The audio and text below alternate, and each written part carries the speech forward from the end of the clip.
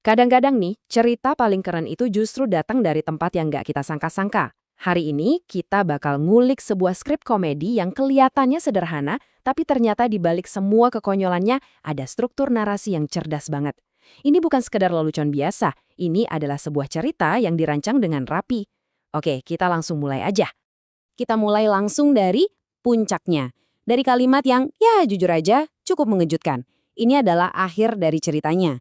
Tapi pertanyaannya sekarang, gimana ceritanya si tokoh utama kita ini bisa sampai ke titik yang menjijikan ini? Yuk, kita telusuri bareng-bareng perjalanannya. Oke, jadi cerita ini punya 3 pemain utama.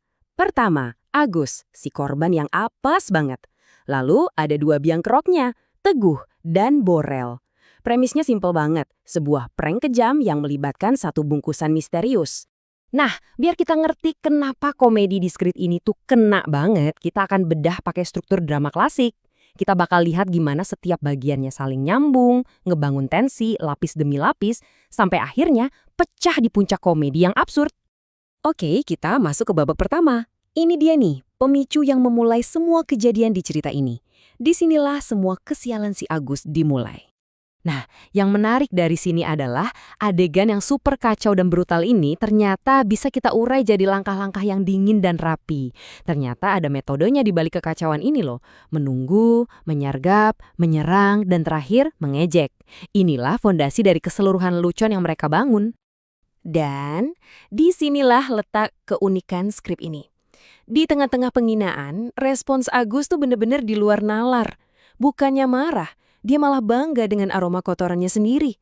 Dialog ini yang langsung ngasih tahu kita kalau humor di cerita ini bakal aneh dan absurd banget. Setelah serangan pertama tadi, cerita masuk ke babak baru.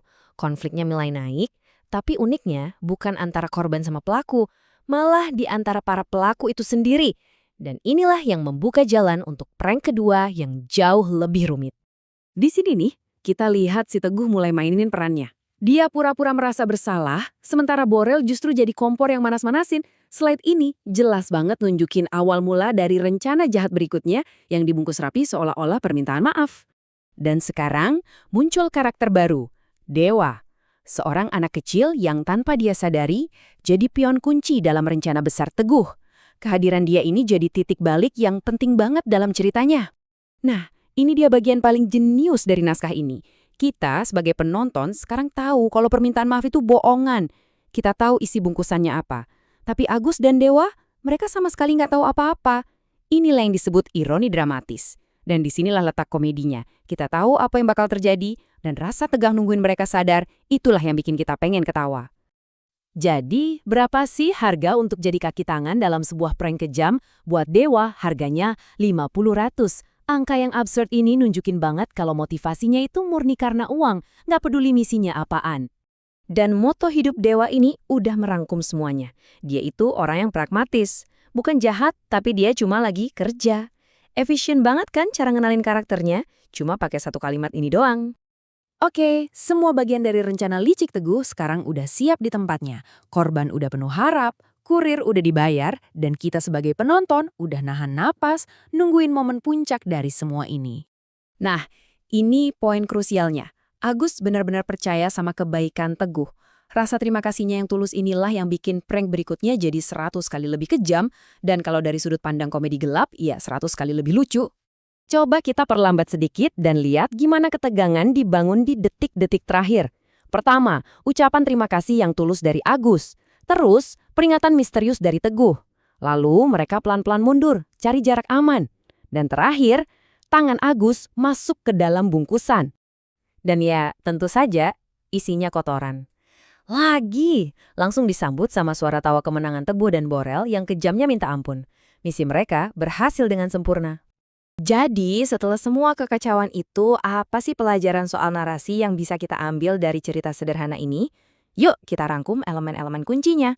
Pada dasarnya, Teguh itu bukan cuma ngeprank. Dia itu lagi nyusun sebuah cerita pendek dengan plot twist yang sempurna. Dia menciptakan korban yang bikin kita sedikit kasihan, menyusun premis palsu, pakai pihak ketiga yang nggak bersalah, dan membangun semuanya menuju pengungkapan yang dampaknya maksimal. Ini adalah penceritaan meskipun dalam bentuk yang, ya, sangat aneh ya.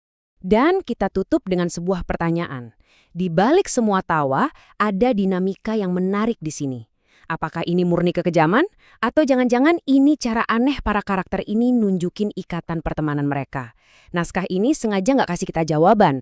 Dan mungkin justru itulah yang bikin cerita ini jadi begitu menarik untuk kita bedah.